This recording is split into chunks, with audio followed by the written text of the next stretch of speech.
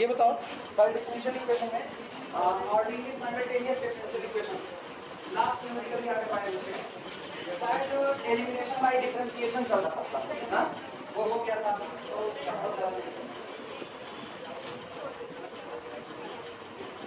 अच्छा क्वेश्चन मिला सबसे पहले dx dt plus 5x plus y is equal to e की power t dy dt minus x plus 3y is equal to e की power 2। पहला ये हुआ था। इसके बाद फिर क्वेश्चन हुआ होगा dx dt plus 2 dy dt minus 2x plus 2y is equal to 3 e dt की पावर t, ये वाला हुआ था।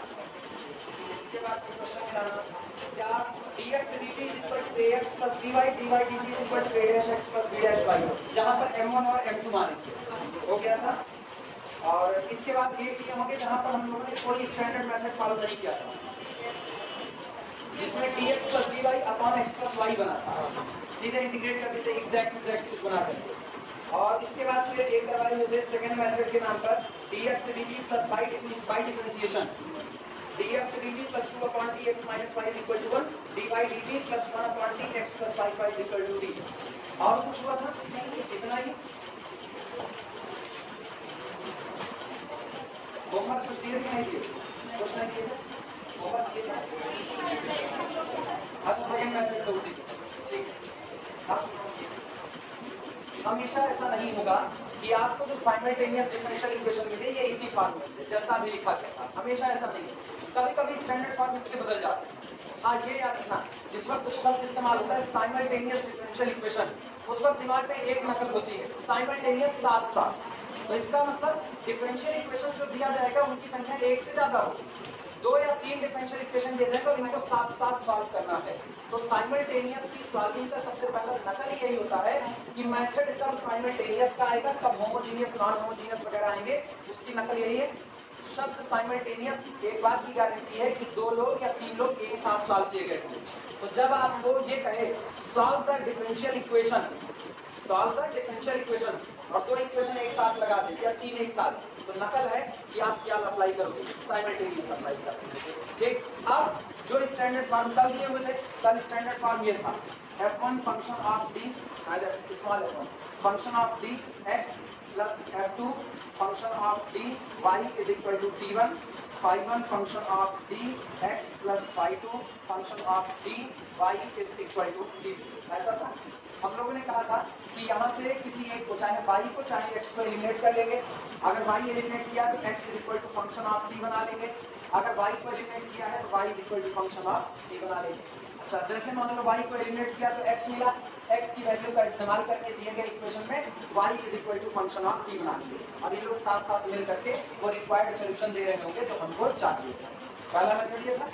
जब स्टैंडर्ड फॉर्म ये रहा, यही स्टैंडर्ड फॉर्म हमेशा रहे इसकी गारंटी नहीं है, तो इसका एक और स्टैंडर्ड फॉर्म होता है। अगर वो नजर आए तब देखो कैसे लगता है। हेडिंग डालना simultaneous equation of the form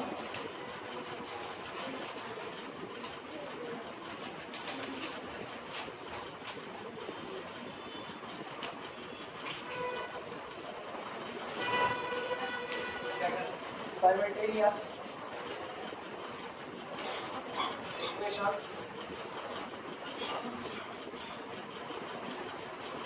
of the form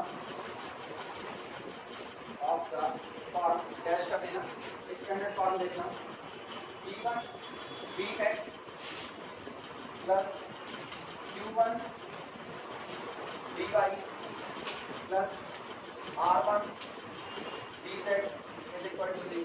equation number 1। और दूसरा इक्वेशन लिया जाए p2 dx plus q2 dy plus r2 dz is equal to equation number ऐसा p1 dx plus q1 dy plus r1 dz is equal to 0। यहाँ पे कुछ अंतर नहीं है। वहाँ पर हम लोगों ने इंडिपेंडेंट वेरिएबल क्या था, t माना था। यहाँ पर x y z में कोई दो x और y क्या हो जाए डिपेंडेंट और z आपका कौन हो जाए इंडिपेंडेंट। या ऐसा भी हो सकता है कि x और z कैसा हो जाए आपका डिपेंडेंट और y कैसा हो जाए इंडिपेंडेंट। वो तो जैसा दिया जाएगा वो बता दूंगा।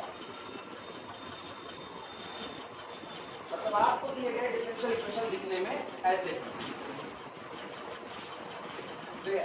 जहां पर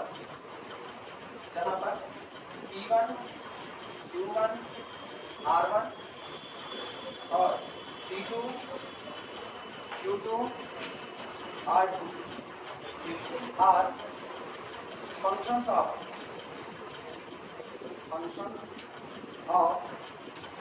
x, y, z।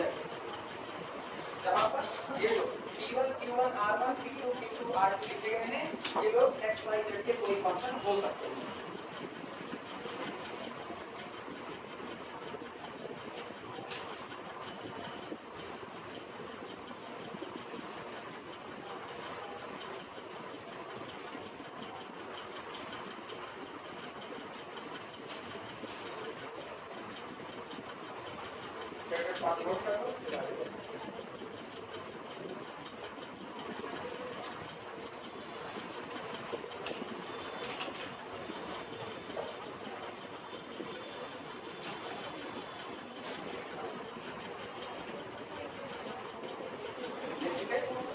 अब ध्यान दो, ये बताओ ऐसा कुछ नहीं बताया गया है कौन डिपेंडेंट है और कौन इंडिपेंडेंट, कुछ नहीं बताया, मेरे ऊपर डिपेंड करता है हम किसको मानते। जब कुछ नहीं बताएगा तो मेरी अपनी चॉइस है।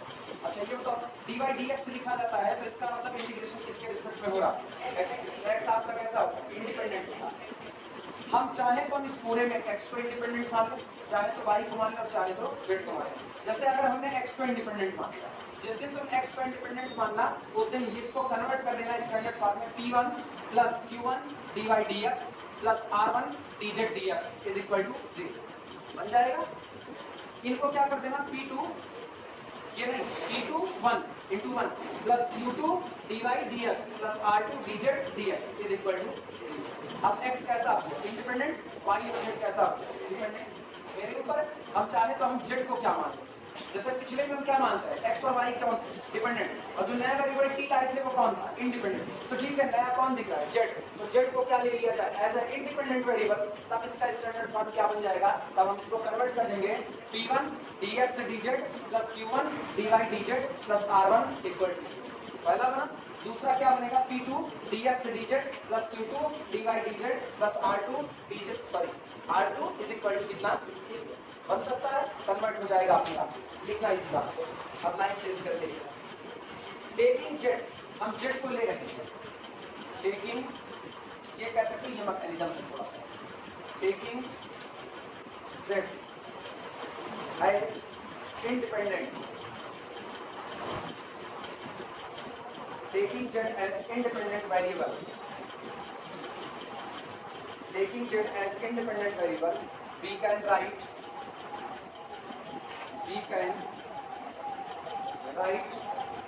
Equation 1 and 2। वो डिफरेंशियल इक्वेशन पढ़ने वाले है कि नहीं, डिफरेंशियल इक्वेशन दे दिया है, ऐसे ही है। अभी लोगों को कोई क्या ही कहते हैं लीनियर अलजेब्रा में नहीं का क्वेश्चन, उसको बैठ के देखना भी नहीं, मतलब जो चीज तुमने पढ़ी नहीं है उसको तुमको देखना भी, मान लिया होगा हम बात। अच्छा इतना सब्र नहीं है कि 1 घंटा 1.5 घंटा इंतजार करो, 1 घंटे 1.5 घंटे के बाद वो चलेगा नहीं, टाइम बड़ा कीमती है, 1 घंटा 1.5 घंटा घर जाएंगे पसर के सोएंगे, ये भी तो है, टाइम बड़ा कीमती है। ऐसे करेगा जब तो कहेंगे भैया रहने दो पूजा करने को। इक्वेशन नंबर 1 और 2 अब ये चेंज हो जाएगा, दोनों इक्वेशन बन गया P1 dx dz plus q1 dy dz plus r1 is equal to 0। और दूसरा कौन बनेगा p2 dx dz plus q2 dy dz plus r2 is equal to 0। यही इसका मैकेनिज्म है, यही सॉल्व करने का तरीका। जैसे हम यहाँ काम कर रहे हैं डिट्टो इसी तरीके से दिए गए न्यूमेरिकल में काम करें, डिट्टो इसी तरीके से। इसका वर्किंग रूल शब्द में लिखने से अच्छा ऐसे देखने की ज्यादा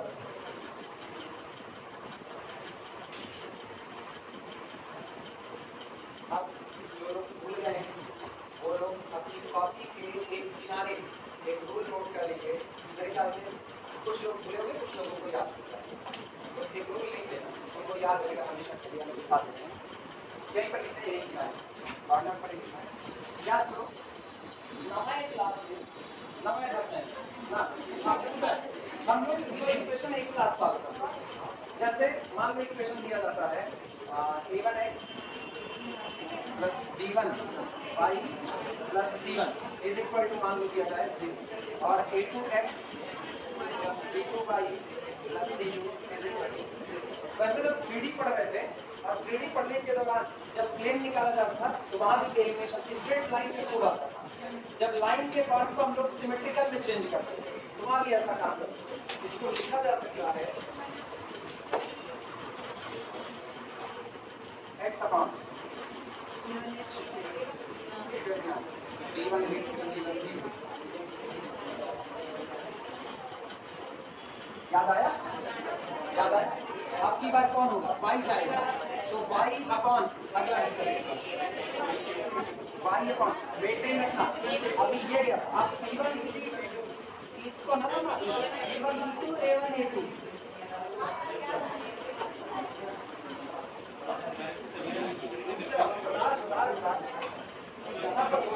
तुम जैसे चल रहे हो वहां की नंबर -1 चलाना पड़ता।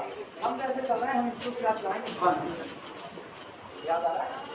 हम इसको 1 चलाएंगे क्योंकि हम साइक्लिक ऑर्डर मेंटेन रखे हम एकदम आगे उसी सीरियल में चल रहे हैं। अब 1 अब सोचना अब ये c1 ये वाला गया कितना a1 a2 b1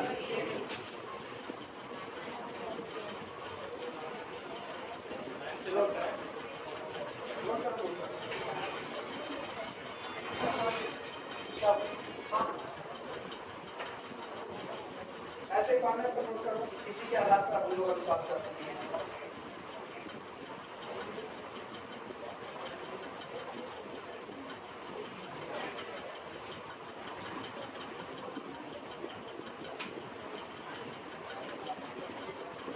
कहीं एक किनारे का सही लिखना इसी पर जहाँ लिख रहे हैं काम लिखो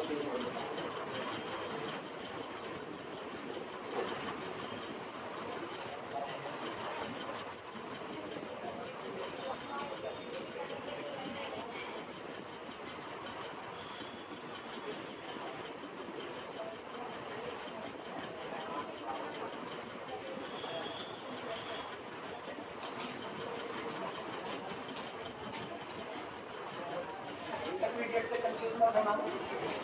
वहाँ यहाँ -1 चढ़ाते तो ये उल्टा चढ़ता हम इधर +1 चढ़ाते तो हम बैलेंस करते हैं।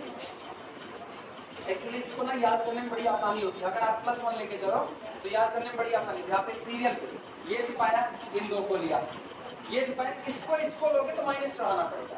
आप आगे बढ़ते रहो इसको लिया पहले ये चढ़ाएंगे फिर इनको लेंगे अब फिर उसी सीरियल बगल बगल वाले साइक्लिक ऑर्डर आपका maintain A B C C B A maintain.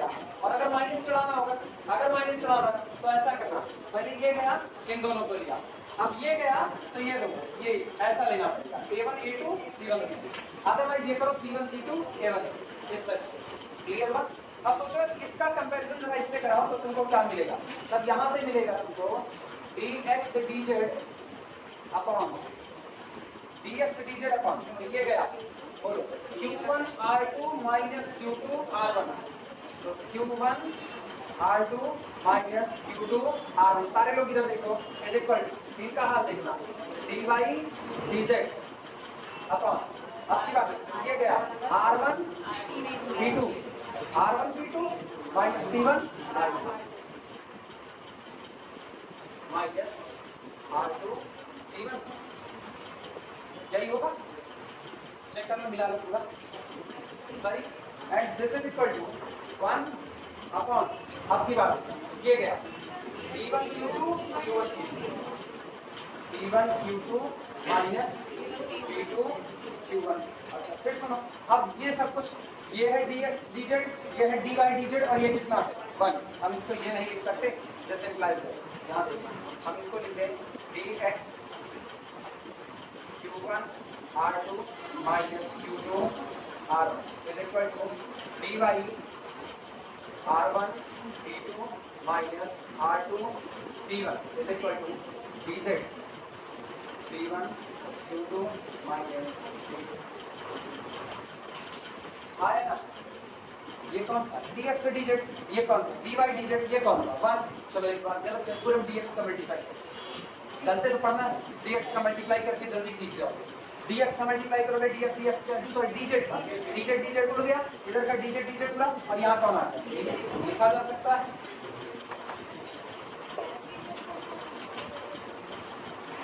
P1 Q2 minus P2। Note करो लिखा।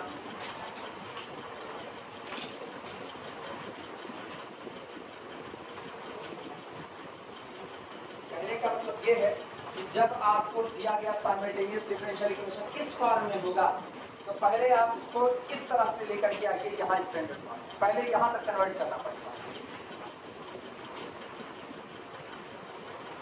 पहला वाला जो था उसमें सीधे derivative D by D T involve हुआ, D X D T involve हुआ, तो लग गया। लेकिन जब इस तरीके से देखे तो यहाँ पर D by D T D X D T involvement नहीं, तब इसको पहले यहाँ स्टैंडर्ड फॉर्म में कन्वर्ट करें।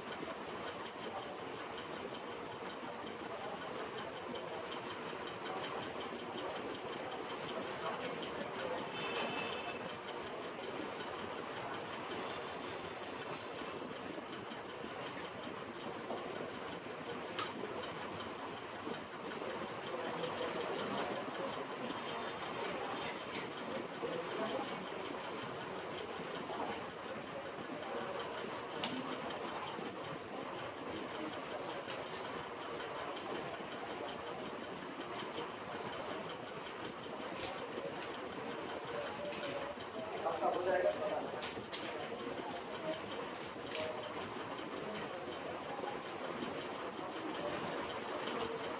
क्या ये हटा सकते हैं?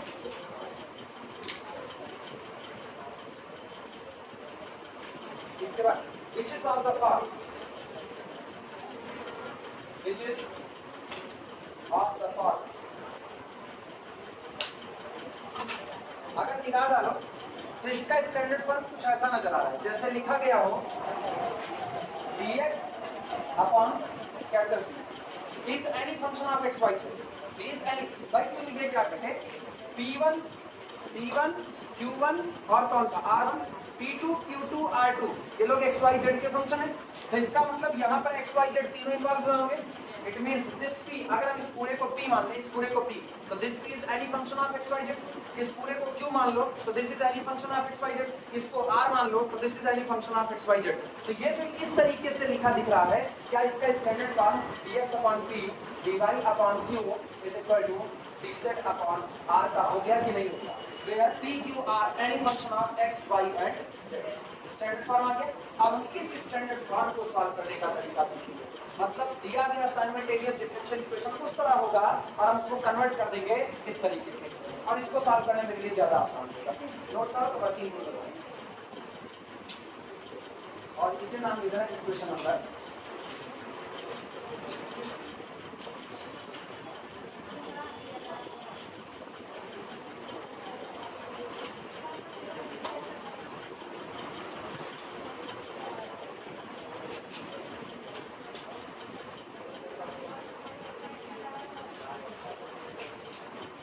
कहते हैं ना सबके दिन आते हैं, डिफरेंशियल इक्वेशन बेचारा सुषुप्तावस्था में पड़ा था, इसका दिन लगता था संडे संडे हफ्ते भर के बाद, तभी इसका दिन आता था। इसने अपना दिन ऐसा बनाया कि अब इसी का मौसम चल रहा है डिफरेंशियल इक्वेशन, या तो बेचारा खिसक नहीं तो नहीं 6 चैप्टर तक चले आए, अगर किताब से देखा जाए तो 6 चैप्टर में घुस गए, ये खत्म होगा तो छठा खत्म होगा। एडिट करो फर्स्ट मेथड, इसको सॉल्व करने के तरीके होते हैं, इसको सॉल्व करने का तरीका, इसमें से पहला तरीका बोले फर्स्ट मेथड।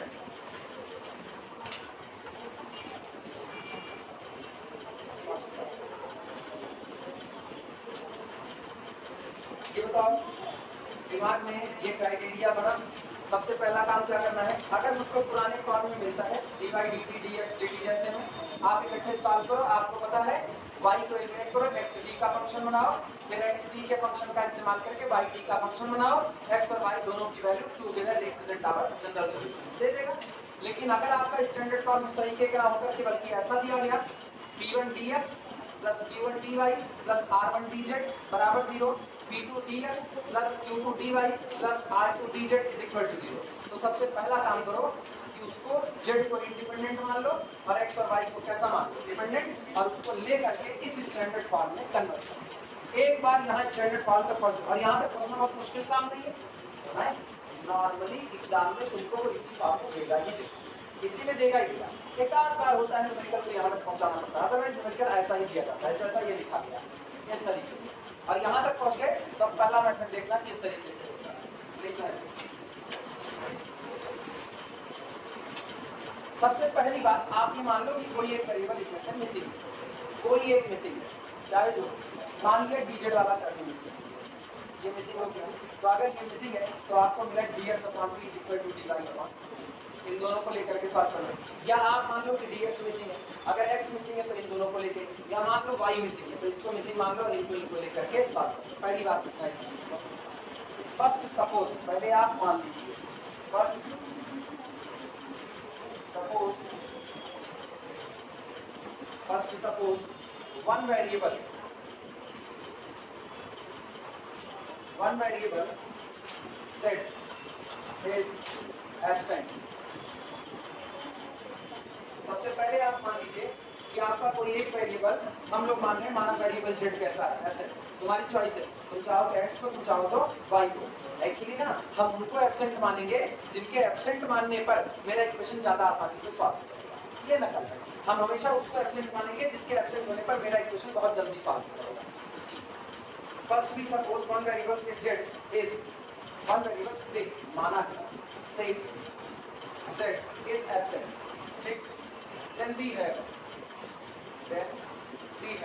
और अगर तुमने ये मान लिया कि z आपका एब्सेंट है तो आपके पास केवल दो स्ट्रक्चर, पहला कौन सा, dx upon p is equal to dy upon, ये बचेगा। और इनको सॉल्व कर लो, इनको सॉल्व कर लोगे तो इसको सॉल्व करने से आपको पहला सॉल्यूशन मिल जाएगा। पहला जो किसमें होगा, x में, और किसमें होगा, y। लिखना नीचे, विच गिव, जो देता,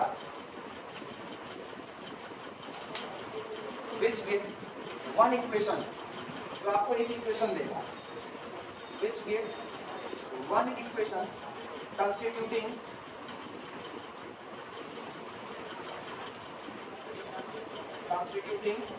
the complete solution, the complete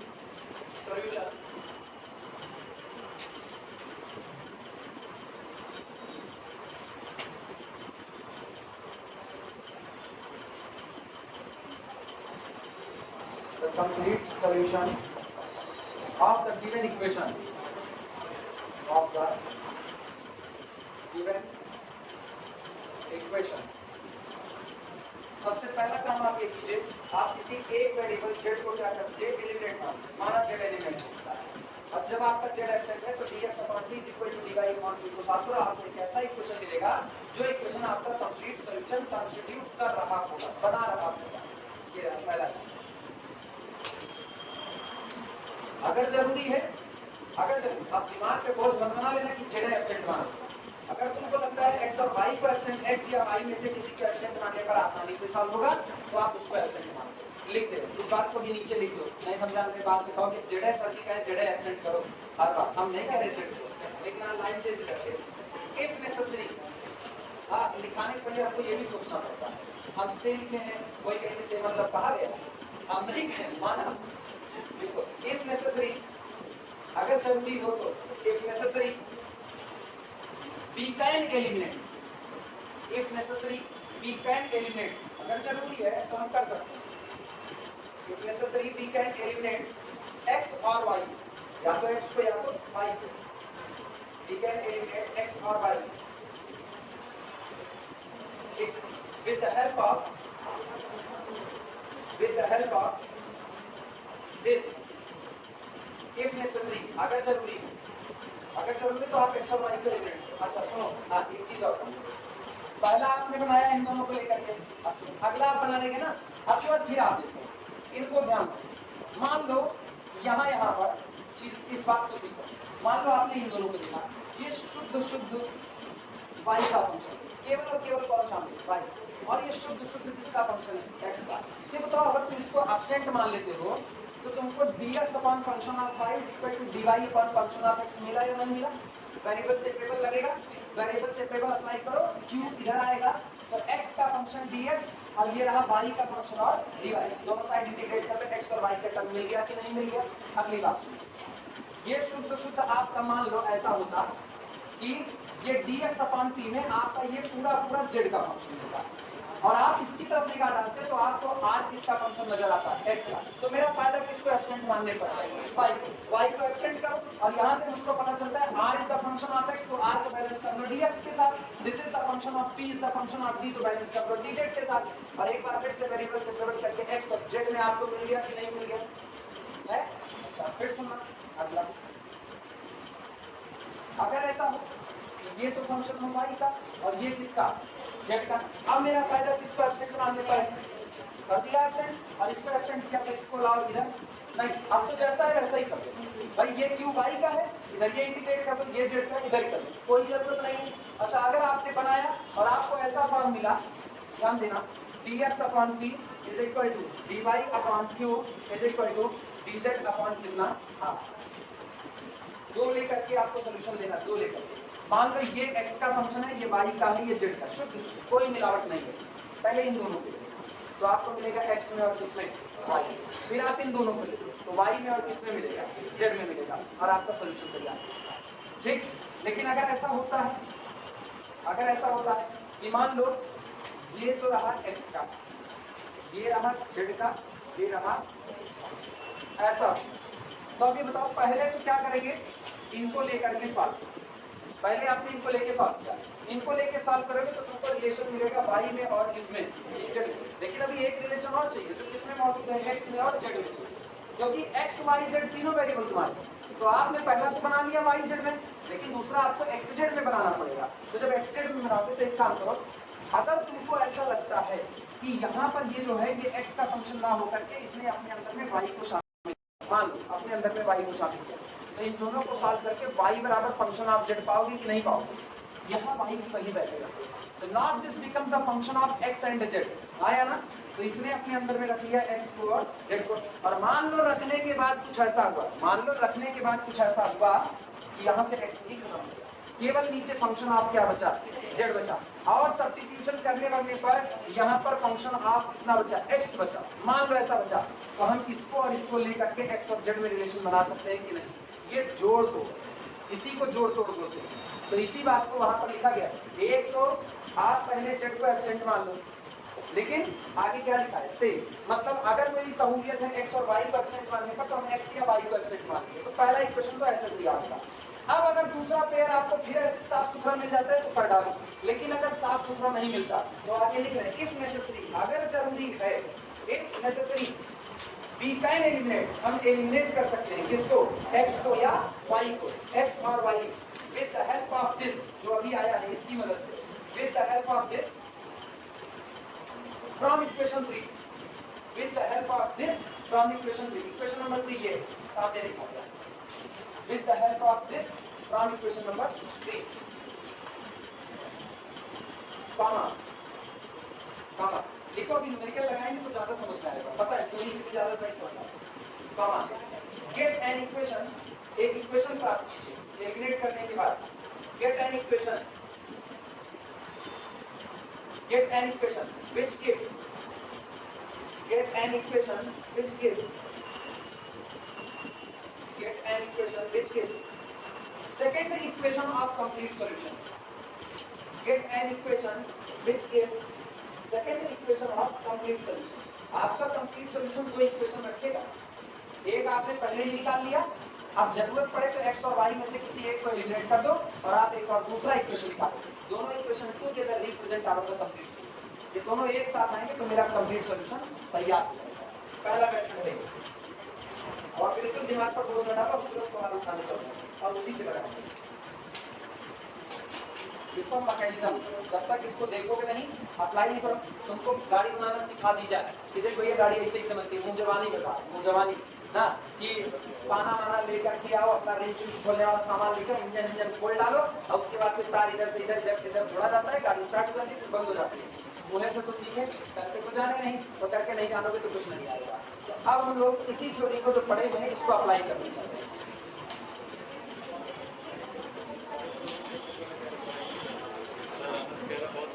हाँ गाड़ी बनाना बहुत आसान है। अरे गैराज खोल के नहीं तो फिर रोने लगा और कोई बना देगा।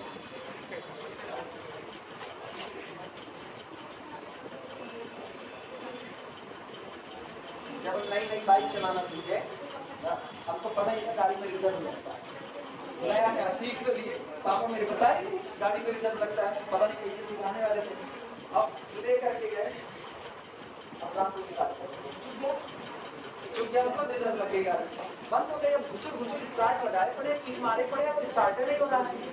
पर वो तो बगल में एक आदमी था, वो आया, कहा क्या हुआ, कुछ गड़बड़ी हो गई है, रुका होगा, देखा होगा, उसके बाद कह रहे पेट्रोल है, उनके पेट्रोल है।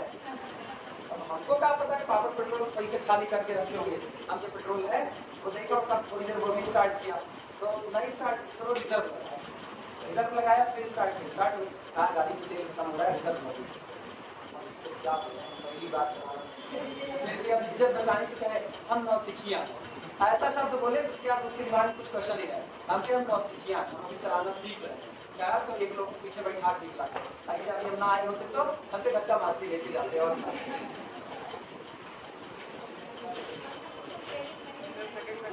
किसको अरे थैंक यू बोल दिए, सुना है थैंक यू बोल दिए, प्रॉब्लम नहीं।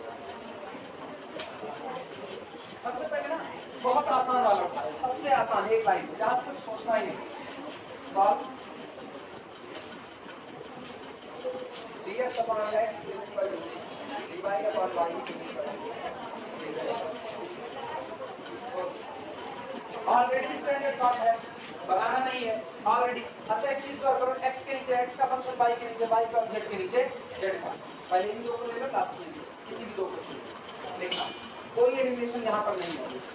सॉल्यूशन सबसे पहले टेकिंग फर्स्ट टू पेयर, सबसे पहले शुरुआत के दो, कौन कौन से, x वाले और कौन से y वाले, देखना टेकिंग फर्स्ट टू,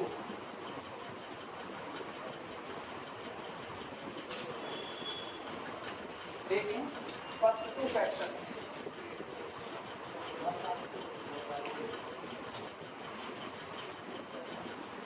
शुरुआत के दो, तो शुरुआत के दो में पहला आपको मिलता है dx upon x is equal to dy upon y, ये मिला। जान रहे हो x का फंक्शन x की तरफ है, y का फंक्शन y की तरफ, इंटीग्रेट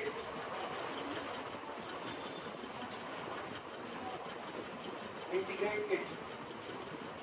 अच्छा इंटीग्रेट करोगे तो इधर log x उधर log y, और एक तो कांस्टेंट जुड़ेगा वो भी log में जोड़ दें, तो इसका मतलब log x is equal to log y प्लस log c1 दो बार सॉल्व करो, बोलो यहाँ से x बराबर क्या मिला, this implies that x is equal to c1 y, equation number 1। अब ये काम करो, टेकिंग लास्ट आखिरी के दो ले लो, टेकिंग लास्ट, वो तुम्हारी मर्जी, तुम चाहो x और y में निकाल चुके हैं, x और z में निकाल, ठीक है, हम x और y में और y और z में निकाल दे रहे हैं, वो तुम्हारी मर्जी। टेकिंग लास्ट तो क्या होगा, dy upon y is equal to dz upon z, integrating it log y is equal to log z plus log c2, यानी this implies that y is equal to c2 z, equation number.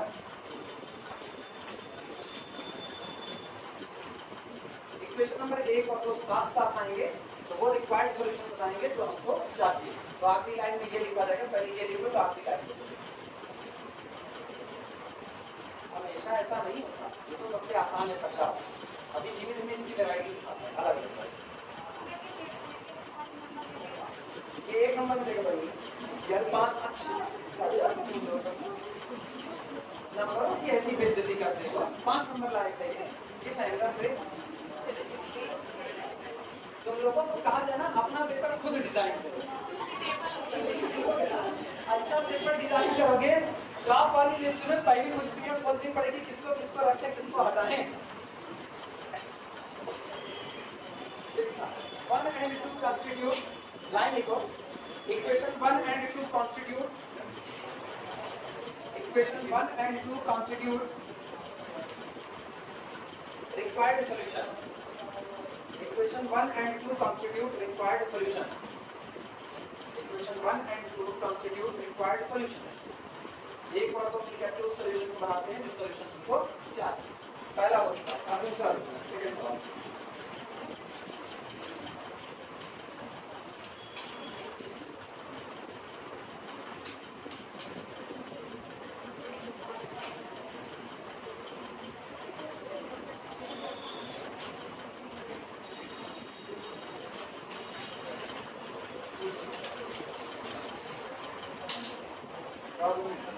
solve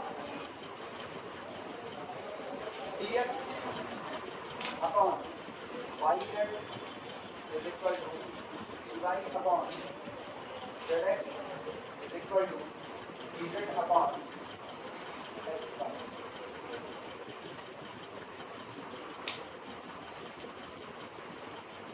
मान लिया z absent, मान लिया अगर z absent है, हाँ हाँ absent है, एब्सेंट ये नहीं है, ये नहीं देखो पहला दो है कि नहीं, अरे टेकिंग z एब्सेंट का मतलब होगा टेकिंग फर्स्ट टू फ्रैक्शन। अच्छा शुरू के दो फ्रैक्शन क्यों ले रहे हैं, इसलिए ले रहे हैं ना क्योंकि z z कट जाएगा, x x की तरफ और y y की तरफ, वेरिएबल सेपरेबल मिल जाएगा, फायदा है। अच्छा अगर हम लास्ट के दो लेते तब भी तो फायदा था, लास्ट के दो, अच्छा पहला और ये लेते तब भी फायदा था, y y कट जाता, x वाला x की तरफ z वाला हर तरफ से फायदा, चाहे जो भी हो, ठीक है। चाहे और टेकिंग फर्स्ट टू फ्रैक्शन, चाहे टेकिंग लास्ट टू फ्रैक्शन, चाहे पहला और आखिरी वाला, कोई भी ले सकते हो, बस तुमको दो बार सिलेक्शन करना है, एक बार x और y में, एक बार y और z। चलिए शुरुआत करें। अरे अभी आसान लग रहा है, थोड़ी देर बाद ही पता चलेगा ये गड़बड़ होता है। Solution taking first two fraction, ऐसे taking first dx upon yz is equal to dy upon z। Cancel out करो, वेरिएबल से टेबल अप्लाई करो, x dx is equal to y dy, अगला काम जानते हो क्या करना है, इंटीग्रेट करें, इंटीग्रेटिंग इट, बोल भैया integration x square is equal to y square plus c2, सही है गलत?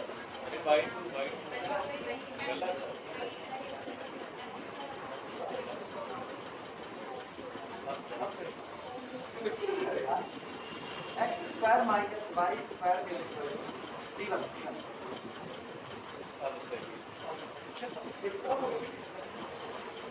ये आपका हो गया पहला इक्वेशन नंबर 2। आपकी बार क्या करें, टेकिंग लास्ट, आखिरी के दो ले लो, टेकिंग लास्ट, भाई last two pair, last two fraction जो मर्जी वो बोल सकते हैं, dy upon zx is equal to dz upon xy। x से x कैंसिल आउट करो, वेरिएबल से टेबल लो, y dy is equal to z dz, again integrating it, क्या हम सीधे लिखें y square minus z square is equal to c2। Question number 2, y square by 2 is equal to z square by 2 plus c2 square by 2, c2 by 2।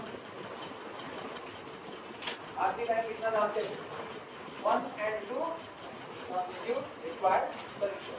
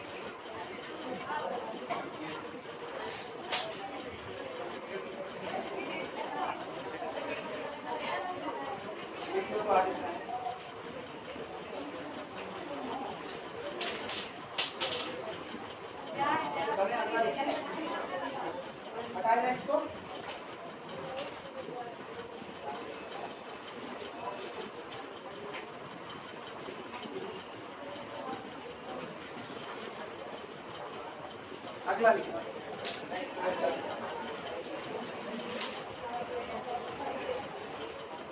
Problem है solve dx upon xy is equal to dy upon y square is equal to dz upon x y z minus 2x square.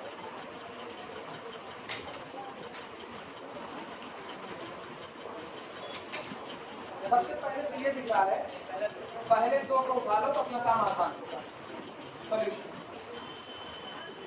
देखो, first two fraction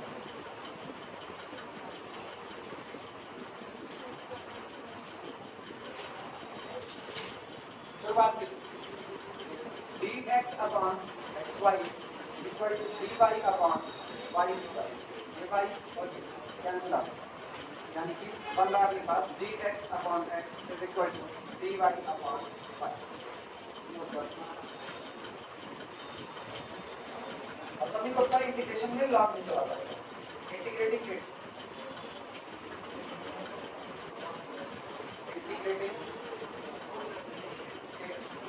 अगर हम integrate करें तो ये कितना होगा, log x is equal to log y plus log c1, यानी this implies that x is equal to c1,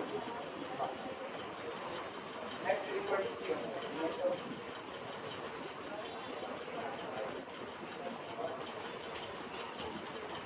विडंबना अब चालू है. विडंबना ये है, पहला और लास्ट का अगर हम लेते थे तब भी मेरा कोई भला नहीं होने वाला, इनको लेते तब भी फिलहाल मेरा कोई भला नहीं. अब उस लाइन का इस्तेमाल करो जो लाइन लिखी. अभी देखो एक लाइन लिखाई गई है जहां पर हमने लिखा हुआ है इफ नेसेसरी, अगर जरूरी हो, वी कैन एलिमिनेट, हम एलिमिनेट कर सकते हैं x और y, चाहे x को चाहे y को, with the help of this जो पहला आपका आया है, इनकी मदद से और इक्वेशन नंबर 3 की मदद से, इनके और इनके मदद से आप x और y को क्या कर सकते हो, x या y को दोनों में से किसी एक को एलिमिनेट कर सकते हो. जरा निकाल डालो क्या dy अपॉन y है कि नहीं. हाँ, और पूरा का पूरा पूरा का पूरा x किसके टर्म में है, y के टर्म में. क्या हम x की जगह पर y रखे, जरा गौर करना, x की जगह y रखो तो यहाँ कौन होगा, c1y भरना है तो c1y स्क्वायर z, और यहाँ से बोलो कितना होगा 2c1 स्क्वायर y स्क्वायर. क्या y स्क्वायर कॉमन आएगा, y स्क्वायर कॉमन आके यहाँ आएगा, ये पूरा नीचे केवल z का फंक्शन बचेगा कि नहीं बचेगा. तो इसका मतलब c बराबर x बराबर c1y का यहाँ पर इस्तेमाल करो. लास्ट के दो पेयर को सिलेक्ट करो, वर्डिंग सुनना, लास्ट के दो पेयर को सिलेक्ट करो. दोनों पेयर को सिलेक्ट करने पे अपने को फंसा कौन रहा है, x फंसा रहा है, क्योंकि मुझको y और z में चाहिए. ये वेरिएबल से टेबल अप्लाई कर सकें तो x को कन्वर्ट कर दो y के टर्म में, y का टर्म अलग z का अलग, और आपको फिर एक रिलेशन मिलेगा y में और किसमें, z में. एक मिला x y में, दूसरा मिला y z में, दोनों टुगेदर कंप्लीट कर सॉल्यूशन. क्लियर हुआ. ये होता है आए हुए सॉल्यूशन का इस्तेमाल करके एलिमिनेट करना. क्लियर नहीं बात बोला जाए. अगेन टेकिंग लास्ट,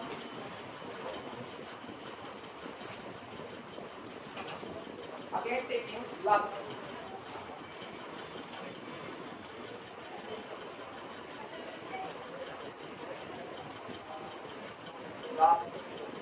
अच्छा, इसको कोई क्वेश्चन नाम ले लीजिए ना, क्वेश्चन बन गया. तो dy upon y square is equal to dz upon x yz minus 2x square, using equation 1 in above. जो आपका इक्वेशन नंबर 1 आया है, इसका आप ऊपर वाले इस्तेमाल करो. बोलो क्या होगा, dy upon y square is equal to dz upon, चलो x की वैल्यू c1y, ये कितना हो जाएगा c1 y square z minus 2 c1 square y square. अब क्या y स्क्वायर कॉमन करके उड़ा सकते हैं, तो देखो y स्क्वायर और y स्क्वायर उड़ गया, यानी बचा कितना, ये अपने पास आ रहा है dy is equal to z upon c1z minus 2 c1 square. सही है ना. हर चीज c1 को कॉमन रख के अपने ख्याल से सारे को इंटीग्रेट कर सकते हो. इसके बाद सारे लोगों के पास केवल एक काम है, इसको इंटीग्रेट करने का। इंटीग्रेट करो, बताओ कितना आता है। अरे तुम C1 को कॉमन कर लो, तुमको बहुत तकलीफ है, हो तो जाएगा ही वो कॉमन। C1 कांस्टेंट है, अरे परेशान कर ये देखो, ये एक C1 बाहर निकाल लो, C1 dy is equal to dz upon z minus C1 पास में नहीं पड़ेगा तो log of z हो जाएगा, log of z minus 2c1। तो इंटीग्रेट करोगे तो ये देगा this implies that c1 y is equal to log z minus 2c1 plus आया ना।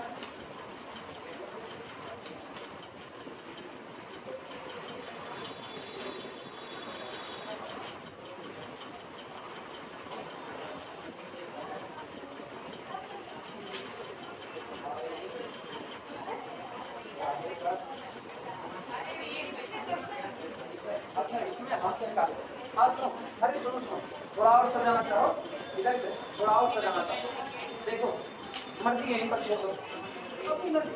भाई एक्स और वाई में एक मिला, वाई और जेड में एक मिला, कोई कहे नहीं नहीं एक्स जेड में करके दिखाओ, एक्स जेड देखो ना, C1 वाई कितना, तो बोलो C1 वाई ही तो है, इसी को क्या लिख सकते हो, यानी this also can be written as x is equal to log of z minus 2c1 plus कितना लिख सकते हैं कि नहीं। अब ये मेरा हो गया इक्वेशन नंबर 1, और ये मेरे पास हो गया equation number 2। 1 and 2 together give the required solution। लिख दो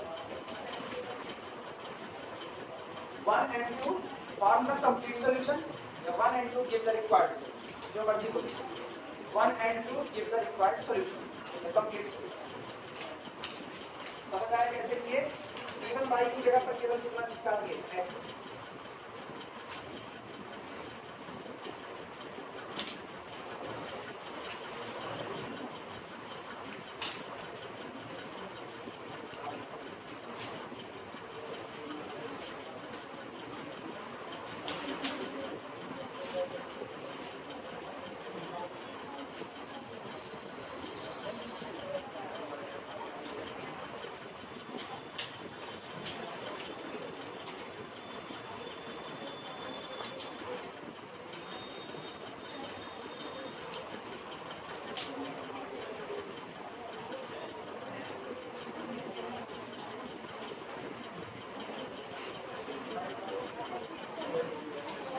हो गया। आप सुनो, इधर बात सुनो, ये दुनिया हमेशा इतनी आसान नहीं है, ये हमेशा इतना आसान नहीं रहेगा कि तुम दो को चुने, लास्ट के दो को चुने, एलिमिनेट किए, काम हो गया। ये तो तब है जब तुमको सबसे सिंपल सा केस दिया जाएगा। अब ये 5 नंबर का है जो अभी अभी किए, इसका अपना ये 5 नंबर में आपसे पूछ सकता है, इसका थोड़ा स्टैंडर्ड वही है भाई, आप एलिमिनेशन दिखा रहे हो कि देखो हम ये सब हटा करके उसके बाद करेंगे। अगला जो हम करवा रहे हैं है ऐसा कि हमेशा आप ये पा जाओ कि पहला दो ले लो, लास्ट का दो ले लो, सब्स्टिट्यूशन कर दो, निकल जाए, हमेशा नहीं पास। तब यहाँ पर मल्टीप्लायर्स की बात है, अनडिटरमाइंड मल्टीप्लायर के नाम पर इसका बिल करता है। सेकंड मेथड आता है, सेकंड मेथड, और सेकंड मेथड में कोई रूल नहीं, पहले बताया सेकंड मेथड में मल्टीप्लायर को चुनना तुम्हारी अपनी प्रैक्टिस, तुम्हारी अपनी समझ पर डिपेंड है। मल्टीप्लायर या तो पढ़े रहोगे तो तुमको पता है मल्टीप्लायर आपने कैसे चुना है, नहीं पढ़े रहोगे तो बैठ करके निकाल तो मल्टीप्लायर कैसे चुना जा रहा है।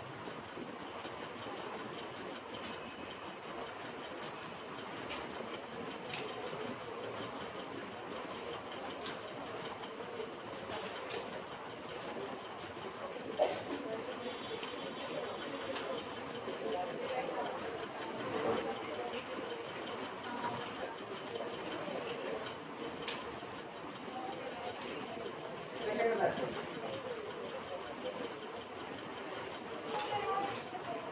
इसमें लिखना, आगे लिखना चालू करो। By property of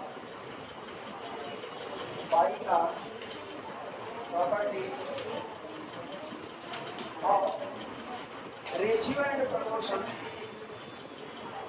ratio and proportion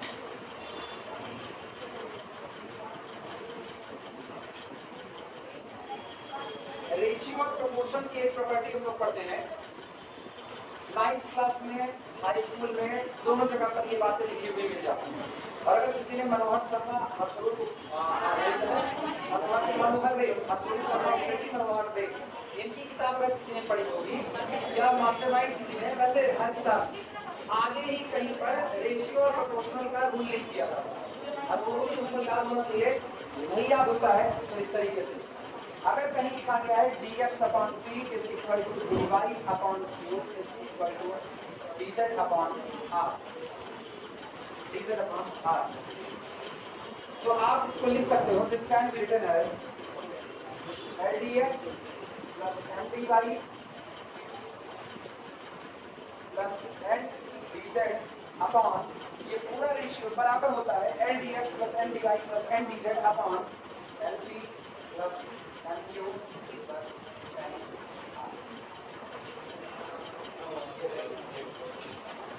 LP plus, अरे हम बता रहे बड़ी जल्दी में भी इससे फिट बात होती है, पता है कहाँ पर होती है, ये रेशियो प्रोपोर्शनल को मिलता है जब बीएससी फर्स्ट ईयर में डीसीज और डीआरस पर वहाँ की नहीं याद है इस तरह से। और अगर आपने एल एम एन की जगह कोई और नंबर चुन लिया तब पर भी ये होल्ड होगा, कोई और चुन लिया तब भी होल्ड होगा, मतलब ये चेंज करना। मान लो स्मॉल एल की जगह पर कोई और नया नंबर होता तो नए नंबर को किसी से रिप्रेजेंट करेंगे, चलो कैपिटल एल से करते हैं, तो इसका मतलब L D X plus M D Y plus N D Z upon L P plus M Q plus N R etcetera etcetera etcetera, number बदलते जाओ, ये बात ऐसे होल्ड होती है, ईटीसी करते हैं।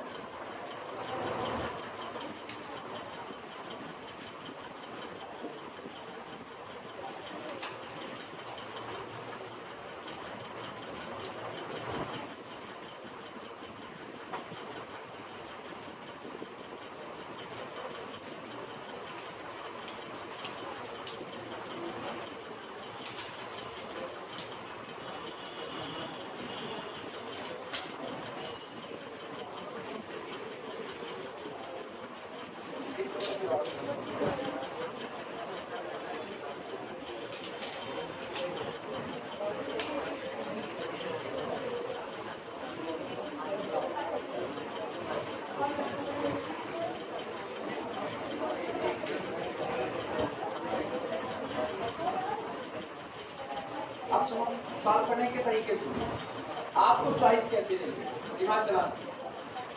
ये जो हमने एल एम एन ये चुना हुआ है, capital L capital M capital N, ये तो आपका प्रोपोर्शनल और रेशियो का रूल होता है, ठीक है।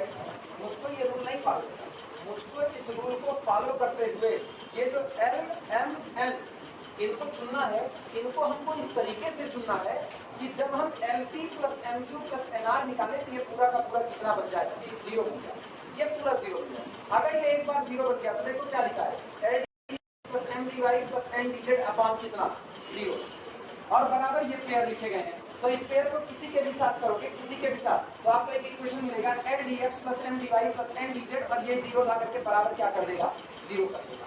आ गया ना, सुनो ध्यान से। जैसे हम कहें if we take proper choice of small L small M and small N, अगर हम एल एम एन की एक प्रॉपर चॉइस लें, ऐसी चॉइस ये नीचे का पूरा टुकड़ा क्या बन जाए, जीरो, तो तुम इस पूरे हिस्से को क्या लिखोगे, ये लिखा गया है dx/p is equal to dy/q is equal to dz/r is equal to ldx plus mdy plus ndz और अपॉन कितना लिया गया। अब पहला और लास्ट का पेयर लो, पहला और लास्ट का पेयर लेने पर आपको क्या मिला, ldx plus mdy plus ndz is equal to कितना लिखा गया। हम इसको इंटीग्रेट कर लें, इसको इंटीग्रेट करने पर एक्स वाई जेड में आपको एक रिलेशन मिल जाएगा, वो आपके जो आपका कंप्लीट सॉल्यूशन होगा उसका एक हिस्सा होगा, वो आपको मिल गया।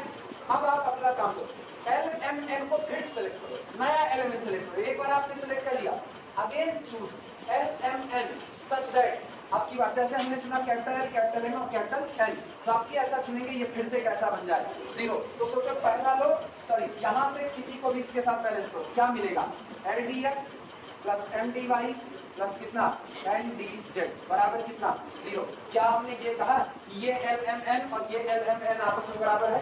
अलग अलग है। जिसका मतलब इसको इंटीग्रेट करोगे कोई और मिलेगा, इसको करोगे तो कोई और मिलेगा, दोनों मिलकर के आपका कंप्लीट सोल्यूशन। इसका मतलब अब यहाँ पर इनको बोलते हैं ना अनडिटरमाइंड मल्टीप्लायर, इन्हीं को कहा जाता है। आपको एल एम एन को सेलेक्ट करना पड़ेगा और सेलेक्ट करने के दौरान इस बात का ख्याल रखना है कि L P plus N Q plus N R इनका जोड़ कितना आ जाए 0। तब आपके पास बनेगा दिस क्वांटिटी अपॉन 0। तो ये किसी को भी फैक्टर को बना देगी N D X plus N D Y plus N D Z is equal to 0। आई बात समझ में? और ये इसका कोई रूल नहीं है, जितनी प्रैक्टिस करोगे उतना ही इसको सोच करके निकाल पाओगे। ठीक, बेहतर ये होगा एग्जाम हॉल बैठो तो इतनी प्रैक्टिस रहे कि देखने में पता चले अच्छा ये न्यूमेरिकल मैंने लगाया इसका मल्टीप्लाई ये होता है, अदरवाइज सोचने में इसमें टाइम लगेगा। लाइन चेंज करके लिखना, यहाँ तक लिखे हो, यहाँ तक लिखे हो, लाइन चेंज करके लिखना। By the proper choice of, proper का मतलब उपयुक्त, और उपयुक्त क्या है? हमको ऐसी चॉइस चाहिए जो इन नीचे वाले को क्या बना दे 0, यही उपयुक्त होगा। By the proper choice of, देखो by a proper choice of multipliers, by a proper choice of multipliers M U L T I P L I E R S, spelling mistake मत करना, फिर से सुनना, M U L T I P L I E R S, multipliers. By a proper choice of multipliers, small m comma small m comma small n, by a proper choice of multipliers small l comma small m comma small n and capital L comma capital M comma capital N etc. It is possible to find, it is possible to find, अगर आप L M N की एक proper choice हो तो हमेशा ये बात possible होगी, it is possible to find,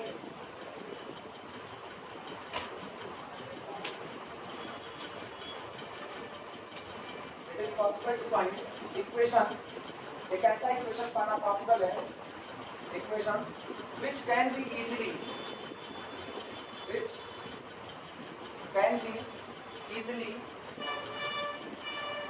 which can be easily solved, जो काफी आसानी से सॉल्व किया जा सकता है। अगर आप एल एम एन की एक प्रॉपर चॉइस लो तो आपको ऐसा इक्वेशन पाना हमेशा पॉसिबल होगा which can be easily solved, जो आसानी से सॉल्व किया जा सकता है। फिर लाइन चेंज करना, ठीक, कैसे चूज किया जाएगा वो बता रहे। L M N can be choose, can be choose that या कैन बी चूजन दैट, इस प्रकार से सेलेक्ट किए जाते हैं कि L P plus M Q plus N N R कितना बन जाए।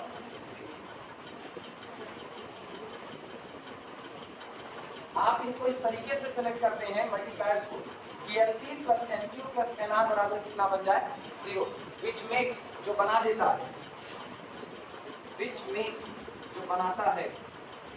अब देखो नीचे की क्वांटिटी 0 हो गई तो वो एक इक्वेशन बना रहा है, कौन सा इक्वेशन? वो इक्वेशन बना रहा है N D X plus M D Y plus N D Z बराबर कितना 0, और इस इक्वेशन को इंटीग्रेट किया जा सकता है आसानी से।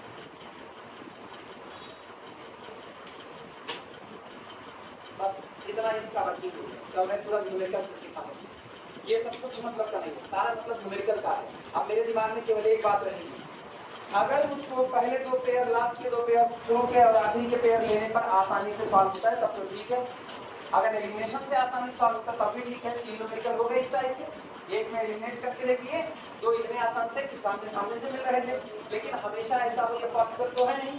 तो अब हम लोग मल्टीप्लायर की मदद लेंगे। अब हम लोग वहाँ सॉल्व करने चल रहे हैं जहाँ पर हम इक्वेशंस को देखेंगे, इक्वेशंस को देखने के बाद मल्टीप्लायर्स को सिलेक्ट करेंगे, और मल्टीप्लायर को सिलेक्ट करने के वक्त मेरे दिमाग में केवल एक बात रहेगी कि कि LP plus MQ plus NR, मतलब मल्टीप्लायर का इसमें मल्टीप्लाई करो और ऐड करो तो रिजल्ट क्या होना चाहिए, 0। एक बार वो हो गया तो पहला मल्टीप्लायर A2 dx, दूसरा मल्टीप्लाई dy, तीसरा मल्टीप्लाई dz, इनका सम बराबर कितना, 0। इसको इंटीग्रेट करो, पहला नंबर। फिर अगली बार फिर एक पेयर चुनेंगे मल्टीप्लायर का और फिर एक और इक्वेशन बनाएंगे। अब दोनों इक्वेशन मिल गए, टुगेदर रिप्रेजेंट द कंप्लीट। क्या इतना काम है, दिमाग के कोर्स में डालो। चलो यार मल्टीप्लायर को सिलेक्ट करके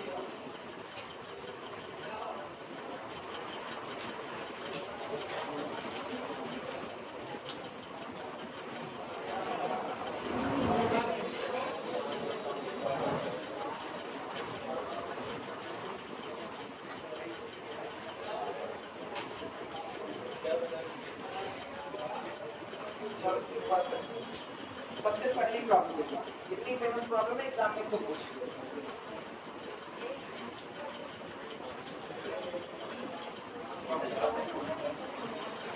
dx upon nz minus ny dy upon nx minus nz plus equal to dz upon ly minus nx।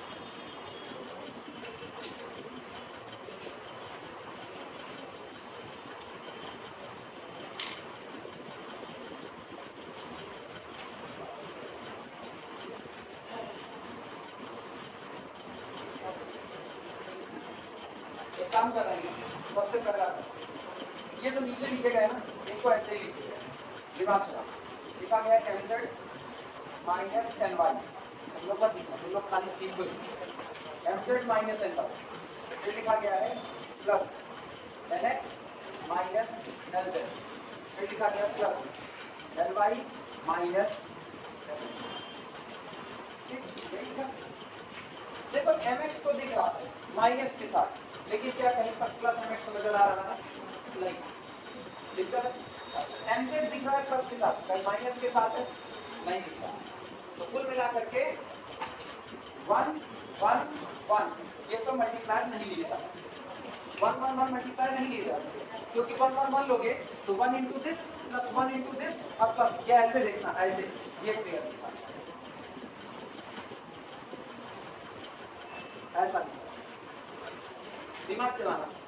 ये सोचो अगर हम इसको देखें तो यहाँ पर कौन है mz, यहाँ पर कौन है mz, दिमाग बैठाना। ये तुमको ना सोच करके अभी एक बार लगा लो ना पट से दिमाग में आएगा, हाँ हाँ यही चुन लेते हैं। ये लिखा गया है mz। अब हम लोग m को और कहीं पर देखते हैं, m एक जगह पर और कहीं पर, ये कौन है mx, मतलब m तो दोनों जगह पर है, m दोनों जगह पर। कैंसिल आउट करने के बाद कैंसिल आउट कैसे, अच्छा x वाले को एक बार और लिख देते हैं, ये कौन है। अब मेरे दिमाग में है अगर हम यहाँ पर किसी तरीके से l प्रोड्यूस करें तो ये कितना बनता है, l m n, 3 नंबर मेरे पास है, यहाँ l करो, यहाँ m करो और यहाँ पर l m n। तो मुझको एक बात नजर आती है mnx और mnx कैंसिल आउट मिल गया, बस ये मेरे दिमाग की बात है। L M N, पहले में L का मल्टीप्लाई, दूसरे में M का और तीसरे में N का। अब सब पर करके देखते हैं, आओ ये हटा, एक कैंसिल आउट हुआ नहीं ना, बस वही मेरे पकड़ में आ गया। अब सब पर L M N का मल्टीप्लाई, पहले वाले में किसका तो L का, बोलो क्या आएगा L M J minus L N Y, दूसरे में किसका M का, तो plus M N X minus M L Z, इसमें किसका M L Y minus N M X, बोलो L M X plus M L N Y M L Z कितना आया, 0 मिल गया। तो मुझको पहला मल्टीप्लाई मिल चुका है एल एम और कितना, क्लियर हुआ।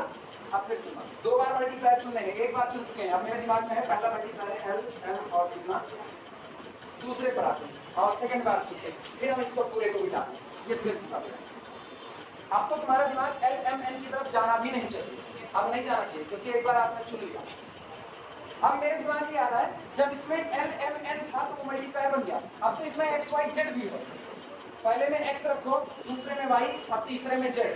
क्यों? क्योंकि पहले में एक्स मिसिंग था, पहले में एक्स मिसिंग है, दूसरे में कौन मिसिंग है वाई और तीसरे में कौन मिसिंग है जेड। तो अब की बार हम इसमें एक्स का कर रहे हैं एक्स एम जेड, फिर कितना minus x n y plus y से करो y n x minus y l z और plus z l y minus z m x z m x x l y ये मल्टीप्लाई एक्स बस मेरा काम बन चुका है। तो first we take multiplier l M n and then we take multiplier x y n या ऐसे ही खोजा जाता है, ये तुमको सोचना पड़ेगा। हाँ इसीलिए कहता है इस मेथड को एक बार लगा लो अपने दिमाग में, इसकी प्रैक्टिस कर लो, तुमको पता रहेगा एग्जाम में ये दिखेगा भैया L M N X Y Z तुरंत हो गया, और नहीं तो बैठ करके सोचना अंतर यही है। चलो शुरुआत करें।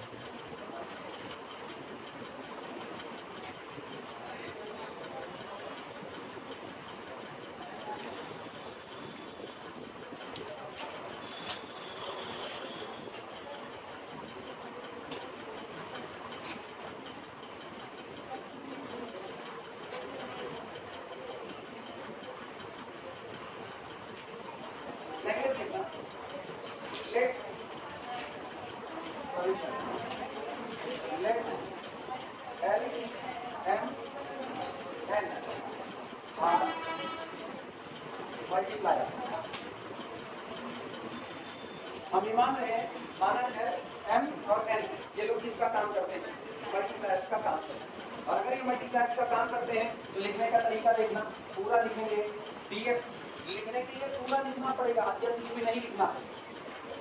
mz minus my is equal to dy upon nx minus lz is equal to dz upon ly minus mx is equal to ldx plus mdy plus कितना mdz और अपॉन जीरो मत भरना l into पहला कौन mz minus ly plus m into nx minus lz plus n into ly minus that is अर्थात dx upon mz minus ly is equal to dy upon nx minus lz is equal to dz upon ly minus mx is equal to अब लिखो ldx plus mdy plus ndz upon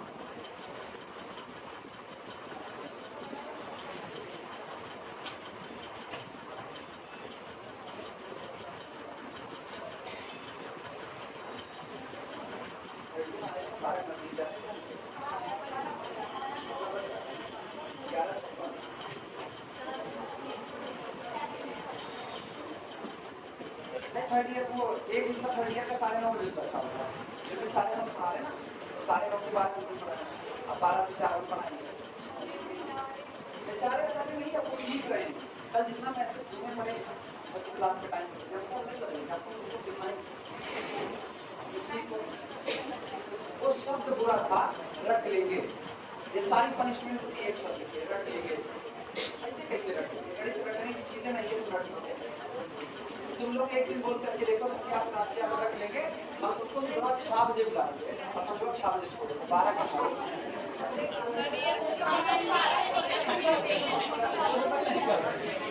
अब सुनो इधर, अब कितने हैं, 4 हिस्से हैं, 4 हिस्से। इस वाले हिस्से को किसी के भी साथ this implies that taking last with anyone, सुनो वर्डिंग सुना, टेकिंग लास्ट विद एनीवन, आप लास्ट वाले को किसी के भी साथ ले, टेकिंग लास्ट विद एनीवन, ठीक है, टेकिंग लास्ट एनीवन, ठीक है, क्या मिलेगा बोलो, LDX plus MDY plus NDZ is equal to 0। क्या तुम इसको आसानी से इंटीग्रेट कर सकते हो कि नहीं,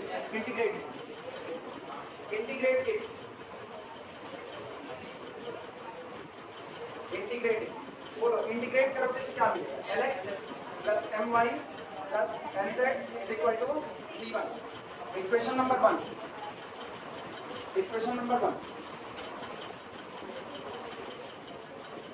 दूसरा इतना बड़ा नहीं, दूसरा छोटे में लिखेंगे क्योंकि हमने एक बार सीख लिया कैसे लिखा जाता है।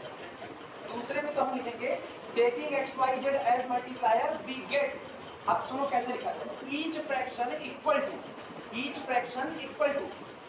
X D X plus M D sorry Y D Y plus Z D Z upon 0। अब तो हम ये वाला बात ये हटा दें।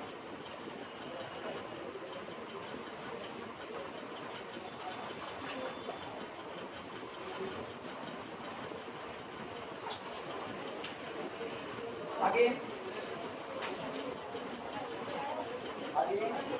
let x y z be multipliers।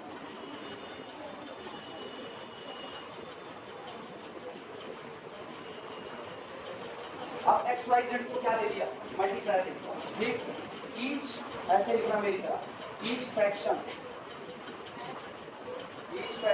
Is equal to, बोलो क्या बनेगा, X D X plus Y D Y plus Z D Z upon कितना लिख सकते हैं, अपॉन 0। सारे लोग जाने लो 0 ही आएगा। एंड देयरफॉर इसलिए अब सोचो कोई भी फ्रैक्शन लोगे इसके साथ क्या देगा, X D X plus Y D Y plus Z D Z is equal to कितना 0। इंटीग्रेटेड